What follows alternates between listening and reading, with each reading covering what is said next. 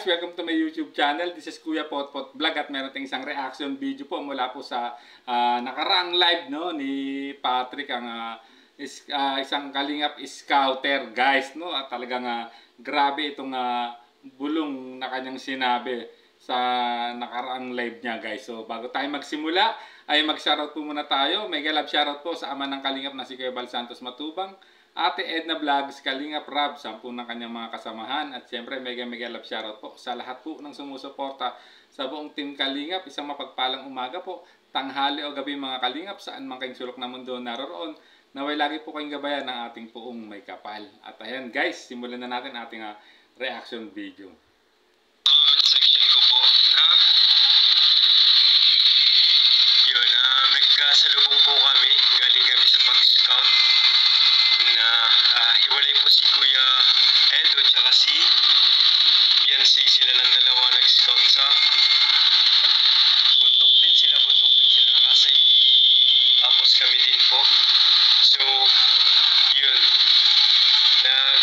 nagkasalubong kami after nung natapos na nila yung scout nila, yung tinulungan nila sa bundok.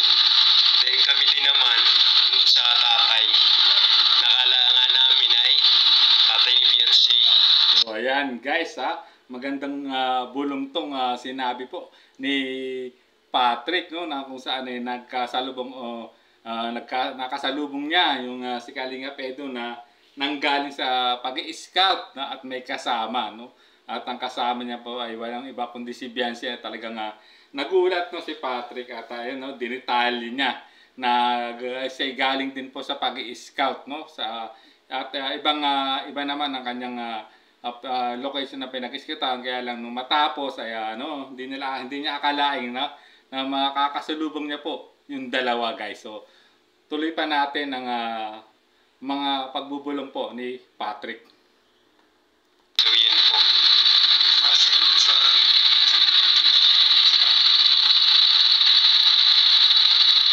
Oh, dyan kuya, sa Discord.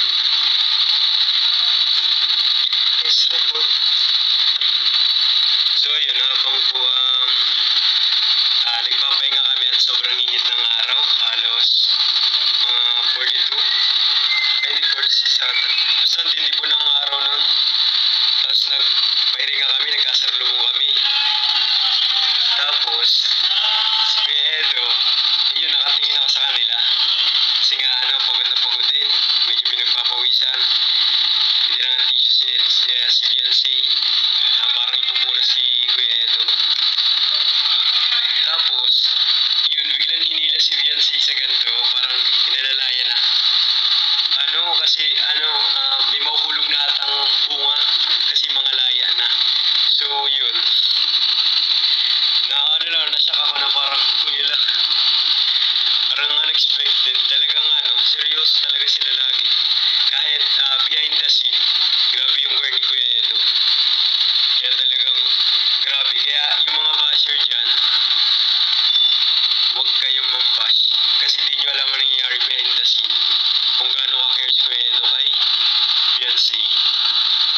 So yun, sa center. So ayan guys no, at ayan no, idinitalye no ni Patrick dito no, sa kanyang bulong kung gaano ka-careful talaga kung gaano kaalaga niya no si Beyonce no ang itong si Kalingap Edo. Grabe, at nakita na natin no sa expression talaga ng mukha ni Patrick ay halatang kinilig din siya sa pagiging care po no ni Kalingap Edo kay Beyonce, na talagang inalalayan pa or parang hina yung t-shirt o hinatak para kasi napansin nga na may parang may bunga mahuhulog no guys. So ayon kay Patrick, at talagang ayun dito ay dinitali pa rin po ni Patrick na behind the scene na ganun talaga no, ganun ka-careful po no, o ganun mag-asikaso ang isang Kalingap Edo kay Beyonce no. So talagang binalaan niya pa yung mga basher nito na talagang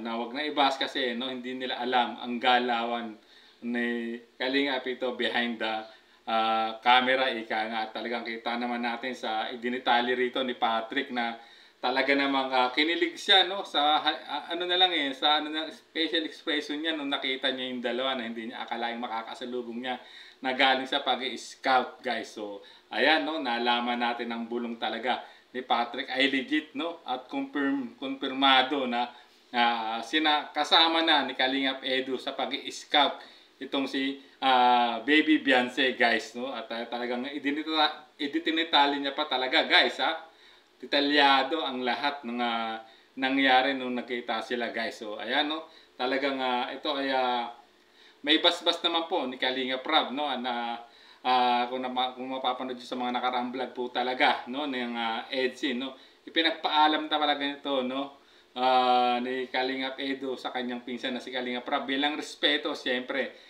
si Kalingap Rab po ang may karapatang mag-vlog lang, no, kay Beyonce, guys. So tulad pa nga ng sinabi po ni Kalingap Rab, no, na sa kanyang nakarang live, na sinabi niya na magkasama nga si Kalingap Edu at si Beyonce, no, sa isang misyon, no, kung saan ay mapapanood po natin to, no, sa either second channel po ni Kalingap Rab na Rab Matubang Vlogs or sa kanyang main channel. So ito talagang grabe, no, talagang ano na tong dalawang to, no, level up na po talaga, wala na akong masabi.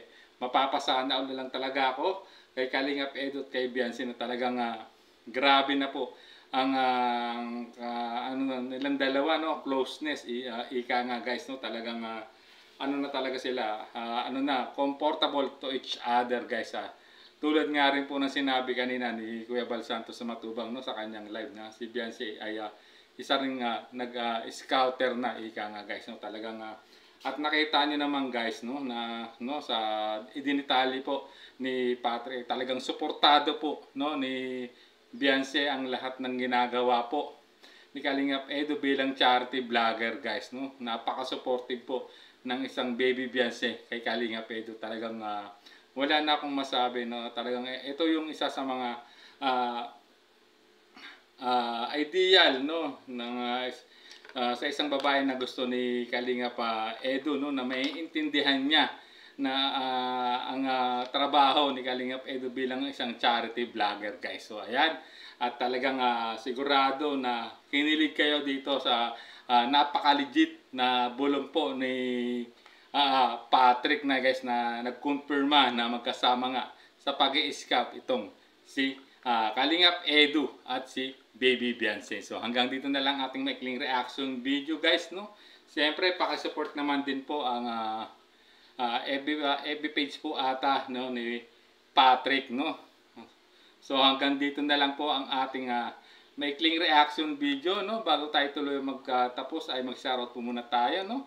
Mega love shoutout po sa Kalingap Edu Global Supporters, no, EDC Global Supporters, no, EDC Solid Supporters, no, Kalingap Edu United Fans, EDC United Fans, Team Lutang USA, no, EDBN Lovable Supporters, no, Kalingap Edu and Beyonce Best Friends,